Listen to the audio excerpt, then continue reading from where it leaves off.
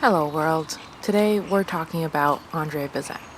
Not Bazin, not Bazin, Andre Bazin.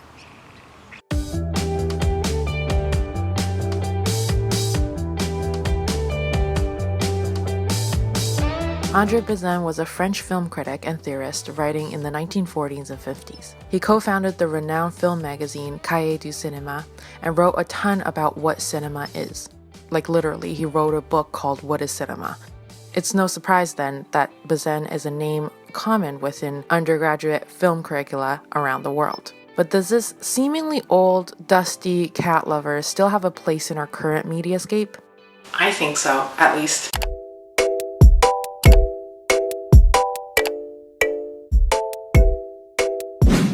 First, let's go over what Bazin's main points are. For this video, I'll be focusing on two of his most famous works, the Ontology of the Photographic Image and the Evolution of the Language of Cinema. In the Ontology, Bazin claims that the photographic camera has an inherent realism, since it captures an image by a series of mechanisms that essentially copy reality via light. He compares this to painting, where the human must interpret each line and shape in order to copy reality. One seems a lot cleaner than the other.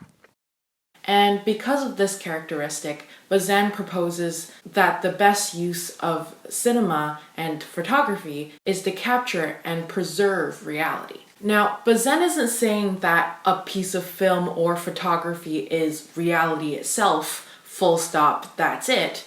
Rather, he's making an argument that by their mechanical nature, photography gives the illusion of reality a lot more than, say, painting. And so as an artist, it'd be most interesting to exploit this illusion. Think of realism as the style that resembles reality, rather than reality itself. The second idea that Bazin puts forth is the idea of embalming a moment in time. Time is cruel. Time moves on without us.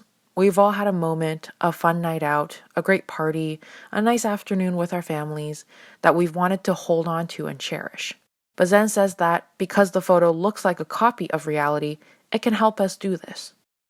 Bazin compares photography to embalming, mummies. He says, in regards to mummies, that by providing a defense against the passage of time, the mummy satisfies a basic psychological need in man, for death is but the victory of time. To preserve artificially his bodily appearance is to snatch it from the flow of time, to stow it away neatly. Photography has a similar characteristic. He says about photography, it does not create eternity as art does. It embalms time, rescuing it simply from its proper corruption. The third idea that Bazin is talking about has to do with the style of the film or the photo. Sure, all photos and films go through the same mechanical process of using light to capture reality, but the way you set up the camera in relation to a scene can do more or less to preserve that moment in time. Bazin sees editing, or montage as he calls it, as cutting up reality and making ideas almost arbitrarily from associations between different separate pieces. Two shots, for example, could be captured a week apart and at different locations, but cut together, they can construct a seemingly coherent space. Compare this with depth of focus, a technique to keep all the planes in your film focused so that objects and actors can move around without the camera having to move or refocus with them. Rather than cutting to make two objects seem like they're in the same space, with depth of focus, you can see for yourself that these objects really are in the same space together. Not cutting also preserves the sense of events happening in real time. So oftentimes, these shots were also long takes, or shots that went on for a long time without any interruption. Combined with depth of focus, Bazin sees this as democratizing the audience's viewing experience. Instead of the director deciding what you get to see, you as the viewer can choose where you look and be empowered by making your own meaning. The image is looser and more ambiguous, and accordingly the audience is more free to take what they want from the shot.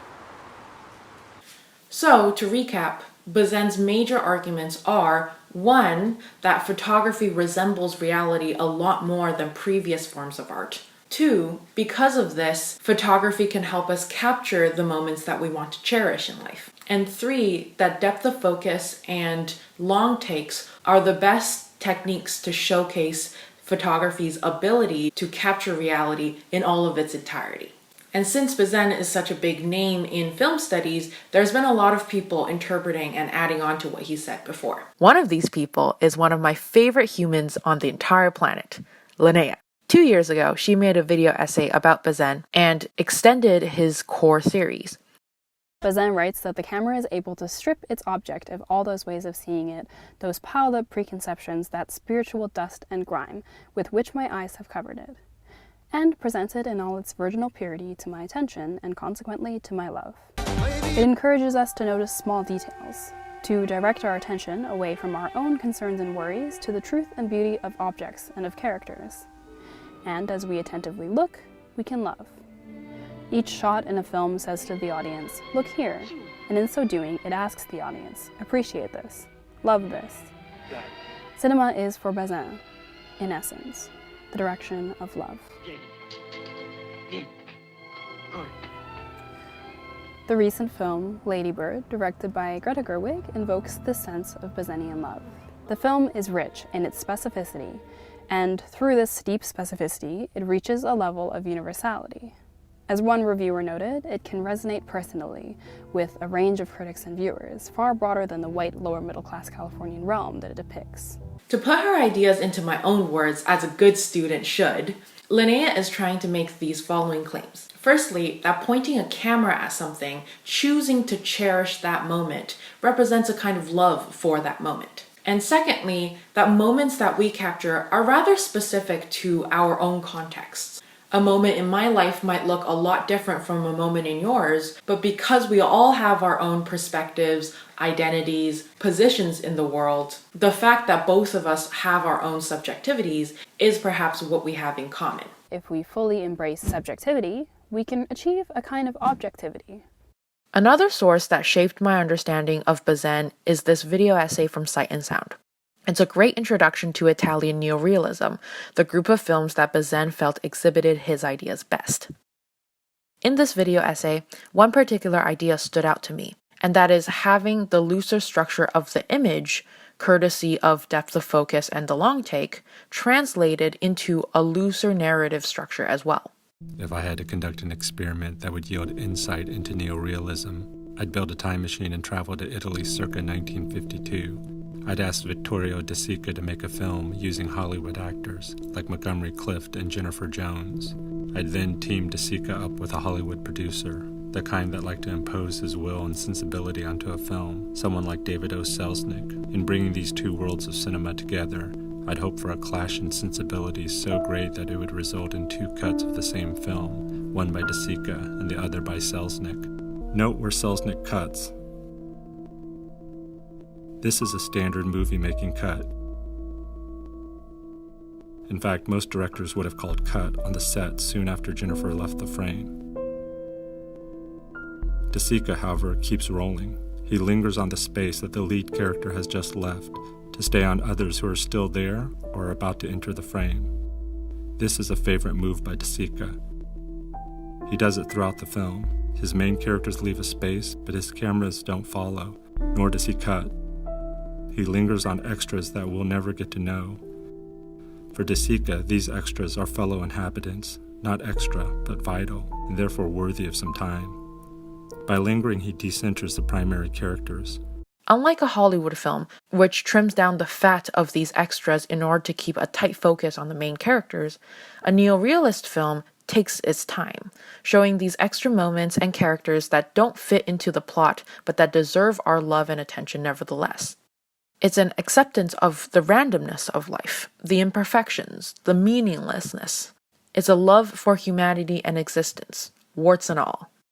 Fast forward a good 70 years, and I think this kind of love via the camera is still alive and well. In Linnea's video, she applies Bazin's concepts to Instagram stories that feature little moments that we can cherish and literally love. And I think that's a short step away from something we have here on YouTube, the Day in My Life vlog. This format is able to check off most of Bazin's boxes pretty well. Firstly, it captures the random moments of a person's life, often without a clear narrative arc. I mean, yes, sometimes the vlog has a general theme to it, such as cleaning your apartment or explaining your routine, but why I focused on the day in my life vlog rather than the what I eat in a day or my morning routine is that those formats are a lot more focused on a specific theme, whereas the day in my life vlog is meant to be looser, with the video focusing on a day rather than a specific theme or narrative. Secondly, the perspective of the day in my life vlog is subjective, not only because it features the life of an individual or a small group of YouTubers, but because it prioritizes that subjectivity. The day in my life as a student, day in my life as a nurse, day in my life in a specific country, all of these highlight the specific perspective of the YouTuber as part of the vlog's appeal. And finally, the day in my life vlog will often mimic the mundane daily content that neorealism features heavily. This is a sequence from the Italian neorealist film Umbrato D, which is perhaps the most cited neorealist scene that exhibits what Bazin talks about. Compare this sequence to Oh No Nina's A Productive Day in My Life. Sure, Nina has sped up the footage, but the content is somewhat the same. It's the same focus on the daily routines, the mundane tasks that otherwise would be cut out of a Hollywood film if it didn't fit into a plot. Like the neorealists, YouTubers showcase what we would traditionally see as in-between moments of life, the moments that don't add up to anything, the moments whose effects are lost in a bite, or a sip, or our tendency to take things for granted. And perhaps in this way, vlogs help us remember to cherish these seemingly insignificant moments, and to accept life along with all of its randomness instead of constantly fighting for some kind of narrative coherence. I think Scarf Demon or Chloe Dungate says it best. In my head, it annoys me that my life is formless, like I'm missing some kind of narrative arc. But whilst this, and I'm going to use the word again, random mess of incoherent moments mean nothing when they're sitting jumbled on an editing timeline, they're still my stories and my little moments. And when I present them to you in a messy timeline, because I'm phoning it in this month, they can still mean whatever I want them to. And maybe it's this Bazinian love that is driving the day in my life genre. Now, does the vlog format fit into Bazin's ideas perfectly? Absolutely not. I glossed over the idea of speeding up your footage, but changing the speed of your footage in any way doesn't really preserve it in its original form. Also, with every shot that looks like this, there is a shot that looks like this, in which the YouTuber is dictating what the viewer sees, and that goes against Bazin's idea of letting the viewer choose. There are a lot of counter arguments that you can make, and as a good TA, I encourage them in the comment section below. But I just wanted to provide a new perspective, or rather an old perspective, updated for a new form. I think more often than not, the argument goes the other way, that social media is preventing us from appreciating our everyday lives. I think Bazin's rather optimistic perspective can help us reconsider the lifestyle vlog as potentially something that doesn't take away attention and appreciation from our daily lives, but helps add on to it.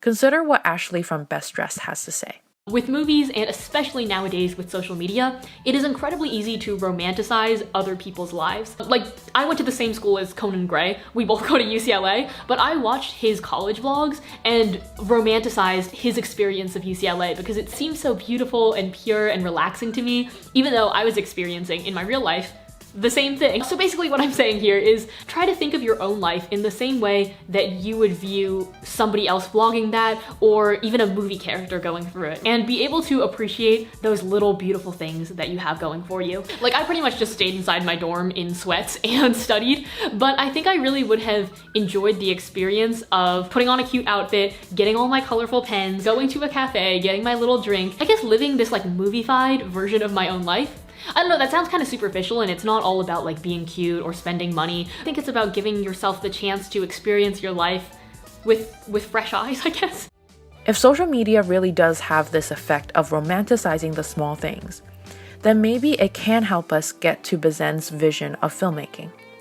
One of empathy an acceptance of life with all of its randomness and ambiguity, and a fostering of love through pointing a camera and capturing a moment.